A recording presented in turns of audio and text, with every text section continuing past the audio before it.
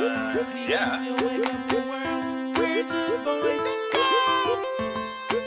We can still wake up the world. Friends, I'm so glad you're here. We're about to start another episode of Wake Up the World. Let's take a minute before the show starts to practice our remember verse. The Lord is good, a refuge in times of trouble. Nahum 1:7.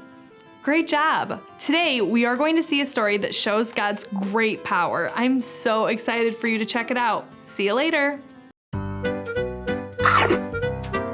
Hey there guys, it's Miss Shannon, and I'm here with a segment that we like to call It's a Tasty Planet. One of the things that I love the most about the way that God has made us different is the way we eat all over the world. So today, I have my friend Ashton here, and he's gonna taste some things for you. We are gonna start with food from a country called Mexico. I am sure every single one of you has had Mexican food, tacos, burritos, whatever. But Ashton here is gonna try some foods that are not necessarily the kind of foods you get at like every Mexican restaurant. So, the first thing I'm gonna have you try is this plate here. This is called chicken and mole. So, as a little background of fun, I am Mexican on my mother's side. So this is something that we used to eat all the time. So I'm gonna have you take a bite. Okay. Don't be afraid. It will not bite back. And it's so delicious. Well, hopefully you think it's delicious. I think it's delicious.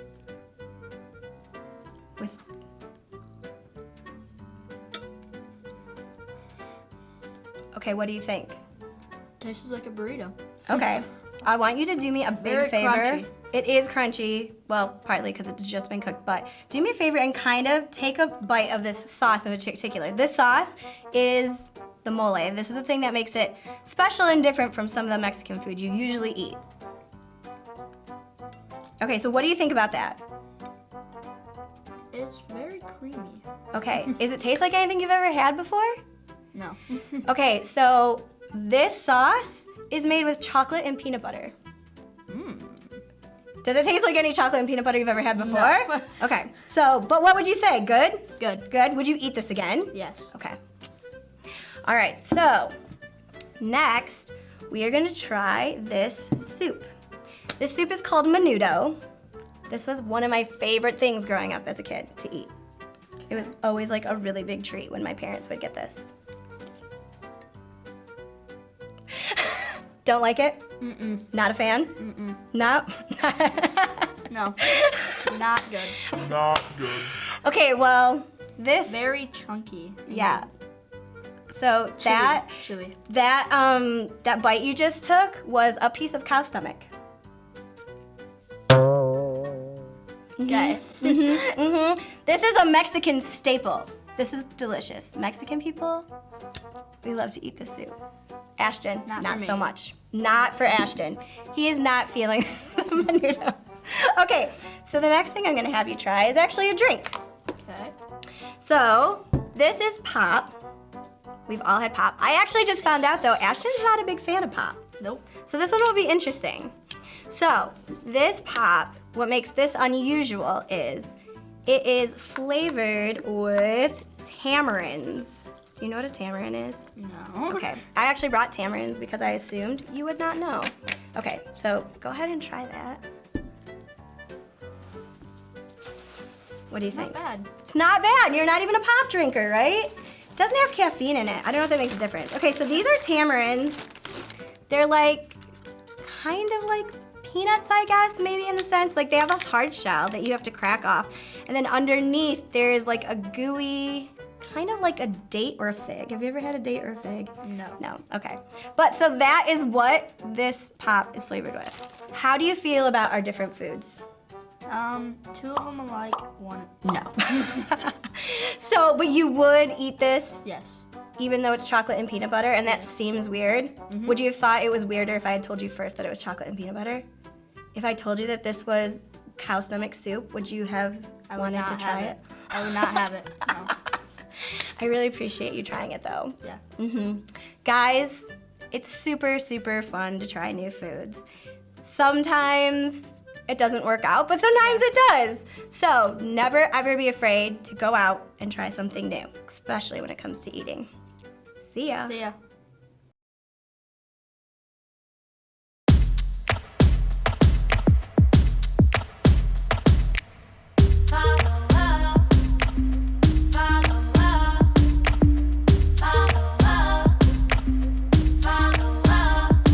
We need someone to show the way. Each hour, minute, night and day. When we don't know the way to go, one thing we can know for sure. We're gonna follow wherever he goes.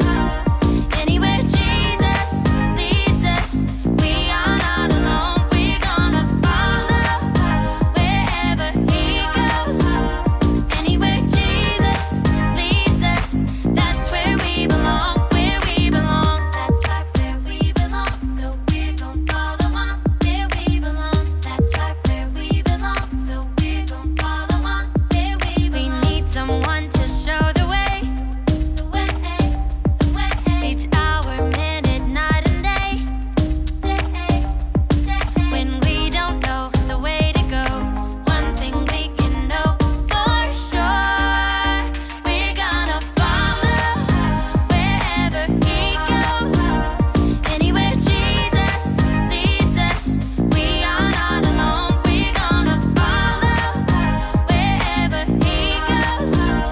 Anywhere Jesus leads us, that's where we belong. Where we belong, that's right where we belong. So we're gonna follow on where we belong. That's right where we belong. So we're gonna follow on where we belong. All right, everybody, we're gonna have some fun. All together. You ready? And we're marching, marching, following the leader. Marching with one foot in front of the other. Keep on marching, marching, we'll follow you forever. We're marching, marching, all of us together. Follow wherever he goes.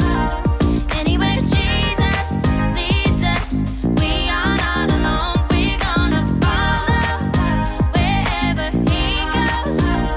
Anywhere Jesus leads us, that's where we belong. Where we belong, that's right where we belong. So we're gonna follow on where we belong. That's right where we belong. So we're gonna follow on. We'll follow on.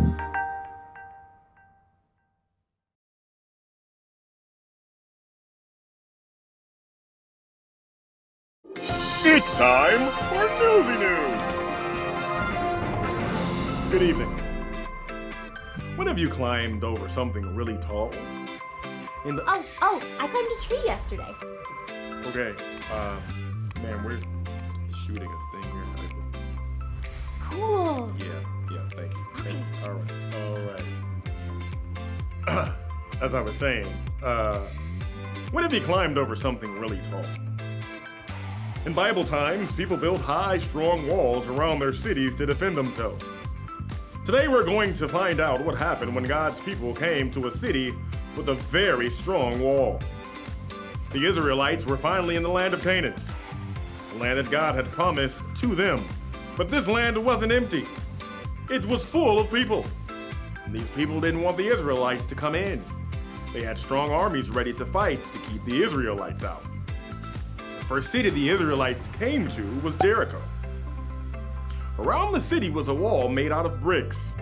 The wall was so wide and strong that people had houses built right into it. The people in Jericho were very scared of the Israelites, so the gates to the huge walled city were shut tight. Soldiers stood ready to fight all the time. You wanna fight? No, not really. No, thank you. All right, ow. Jeez. It's a brutal soldiers. Anyway, it seemed that there was no way to defeat Jericho, but God told Joshua some good news. God had a plan to help the Israelites. God's plan would also prove that the land belonged to him and not to the false gods that the people of Jericho worshipped. In fact, The people in Jericho were so sinful that God had warned his people about their wickedness. God gave Joshua some instructions. God told Joshua, for 6 days, march around the city once with all the armed men. 7 priests are to carry trumpets of ram's horns into the front of the Ark of the Covenant. On the 7th day, march around the city 7 times with the priests blowing the trumpets. When the priests make a long, loud blast on the trumpets, have the whole army shout loudly. The wall of the city will collapse and the army will go up. Everyone straight in. These were very unusual battle plans. Joshua told the people all about God's plan, and the Israelites listened to Joshua and got ready to do exactly what God had told them. The Israelites lined up in a curious formation. Some of the army marched first. Then came the priests, carrying the Ark of the Covenant. The priests blew their horns. More of the army got in step behind them, and the Israelites marched all the way around the city of Jericho. The only noise was the sound of the horns and the stomp, stomp, stomp of thousands of marching feet. No one said a word. After they had marched around Jericho one time, the Israelites went back to their camp without a word. For 6 days, the people marched silently, just as God told them to do. But on the 7th day, the Israelites marched up to that huge high wall around the city and went around one time. Then they marched around a second time, then a third time, a fourth time, a fifth time, a sixth time, but the 7th time, they did something different. Joshua commanded the army, "Shout, for God has given you the city." The Israelites shouted. As they shouted, they heard a low rumble. The ground began to shake. With the noise, the huge, strong wall around the city of Jericho began to crack. Then the wall came crashing down. The Israelite army marched straight in, just as God had promised. Joshua led the army and followed God's instructions to destroy the city in order to end the terrible things that the people of the land kept doing. God did not want his people to ever think it was okay to worship idols. The city of Jericho was destroyed, except for one family. Rahab was the woman who had helped 2 Israelite spies because she trusted in God's power. The spies had promised to take care of her and her family. The spies saved Rahab, her father and her mother, her brothers and sisters, and her entire family. The Israelites had listened to God and trusted him. They did just what God said, and the battle was won simply by marching, shouting, and obeying God. God gave the Israelites the victory. Woo! Israelites win! Yes. Woo! All right. Woo! Yes. This is Newsy World News. And we're not nosy, we're just newsy. Thank you. Let's get together and chit chat, chit chat. Miss Chelsea, I'm so glad you're here today to chit chat with me and all of our friends. We have a big story to chit chat about. God showed his great power in our story. So the promised land in our story was full of some people that didn't like Joshua and his friends, like the people in Jericho. They wanted to keep God's people out. God told Joshua to march around Jericho for 6 days. Can we march for 6? Let's count together. Ready? Ready. 1, 2, 3, 4, 5, 6. Yeah, and then he said on the 7th day, they should march and the priests should blow horns. Let's pretend to blow trumpets together and make loud noises. Ready, set, go.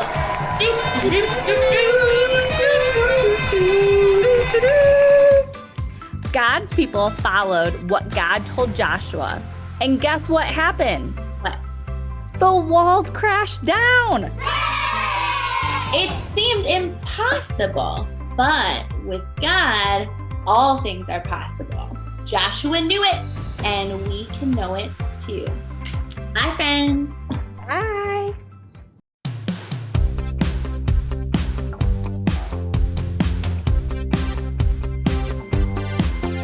I can fly around like a superhero and know I'm strong 'cause God loves me. I can march on forward every day and not be afraid 'cause God's with me.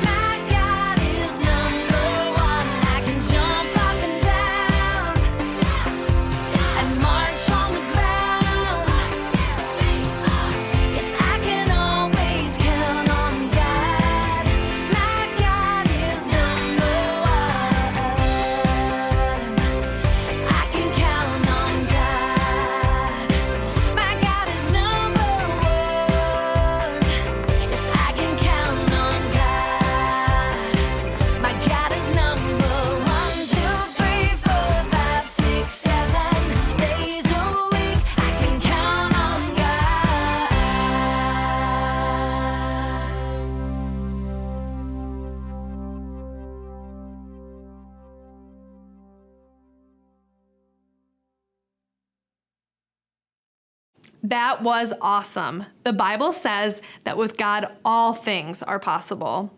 Most people would say it's impossible to make walls fall down by marching around them, but Joshua obeyed God because he knew God could do things that were impossible. Say it with me. With God, all things are possible. One more time.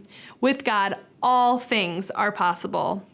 Awesome. Bye, friends. See you next time.